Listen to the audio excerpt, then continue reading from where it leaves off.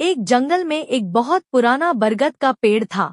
उस पेड़ पर घोंसला बनाकर एक कौआ कोवी का जोड़ा रहता था। उसी पेड़ के खोखले तने में कहीं से आकर एक दुष्ट सांप रहने लगा। हर वर्ष मौसम आने पर कोवी घोंसले में अंडे देती और दुष्ट सर्प मौका पाकर उनके घोंसले में जाकर अंडे खा जाता। एक बार जब कौआ व कोवी जल्दी भोजन पाकर शीघ्र ही लौट आए तो उन्होंने उस दुष्ट सर्प को अपने घोंसले में रखे अंडों पर झपटते देखा।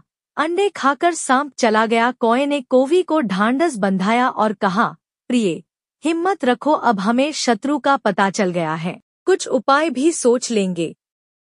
कौए ने काफी सोचा विचारा और पहले वाले घोंसले को छोड़ उससे काफी ऊपर टहनी पर घोंसला बनाया और कोवी से कहा, यहाँ हमारे अंडे सुरक्षित रहेंगे। हमारा घोंसला पेड़ की चोटी के किनारे निकट है और ऊपर आसमान में चील मंडराती रहती है।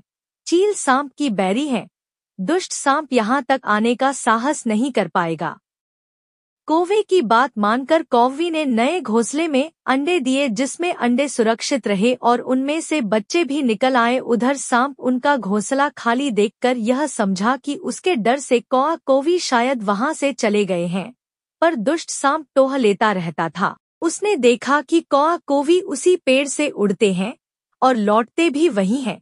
उसे यह समझते देर नहीं लगी कि उन्होंने नया घोंसला उसी पेड़ पर ऊपर बना रखा है। एक दिन सांप अपने बिल से निकला और उसने कौआ का नया घोंसला खोज लिया। घोंसले में कौआ दंपति के 3 नवजात शिशु थे। दुष्ट सांप उन्हें एक एक करके खा और अपने बिल में लौटकर डकार लेने लगा।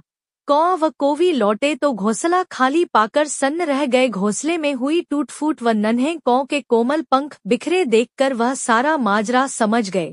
कोवी की छाती तो दुख से फटने लगी। वो बिलक उठी, तो क्या हर वर्ष मेरे बच्चे सांप का भोजन बनते रहेंगे? कौआ बोला, नहीं। यह माना कि हमारे सामने विकट समस्या है, पर यहाँ से भागना ही उसका हल नहीं है। विपत्ति के समय ही मित्र काम आते हैं। हमें लोमड़ी मित्र से सलाह लेनी चाहिए। दोनों तुरंत ही लोमड़ी के पास गए। लोमड़ी ने अपने मित्रों की दुख भरी कहानी सुनी। उसने कौआ तथा कोवी के आंसू पोंछे। लोमड़ी ने काफी सोचने के बाद कहा, मित्र, तुम्हें वह पेड़ छोड़कर जाने की जरूरत नहीं है। मेरे दिमाग में एक तरकीब है जिससे उस दुष्ट सांप से छुटकारा पाया जा सकता है। लोमड़ी ने अपने चतुर दिमाग में आई तरकीब बताई। लोमड़ी की तरकीब सुनकर कौआ कौवी खुशी से उछल पड़े। उन्होंने लोमड़ी को धन्यवाद दिया और अपने घर लौट आए। अगले ही दिन योजना अमल में लानी थी। उसी वन में बहुत बड़ा सरोवर था जिसमें कमल और नरगिस के फूल खिले रहते थे। हर मंगलवार को उस प्रदेश की राजकुमारी अपनी सहेलियों के साथ वहां जल क्रीड़ा करने आती थी। उनके साथ अंगरक्षक तथा सैनिक भी आते थे।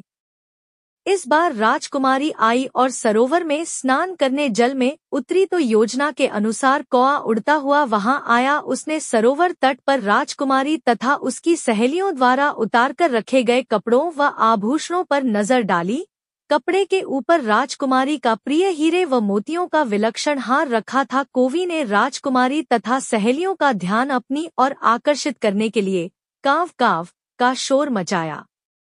जब सबकी नजर उसकी ओर घूमी तो कौआ राजकुमारी का हार चोंच में दबाकर ऊपर उड़ गया। सभी सहेलियां चीखी, देखो देखो, वह राजकुमारी का हार उठाकर ले जा रहा है।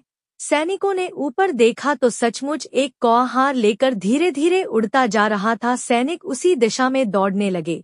कौआ सैनिकों को अपने पीछे लगाकर धीरे धीरे उड़ता हुआ उसी पेड़ की ओर ले आया।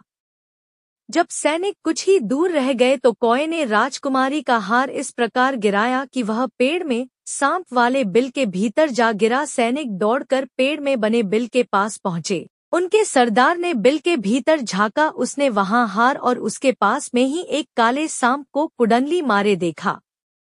वह चिल्लाया, पीछे हटो, अंदर एक सांप है। सरदार ने बिल के भीतर भाला मारा। सर्प घायल हुआ और फुफकारता हुआ बाहर निकला। जैसे ही वह बाहर आया, सैनिकों ने भालों से उसके टुकड़े टुकड़े कर डाले और कौवा कोवी शांति पूर्वक पेड़ पर रहने लगे।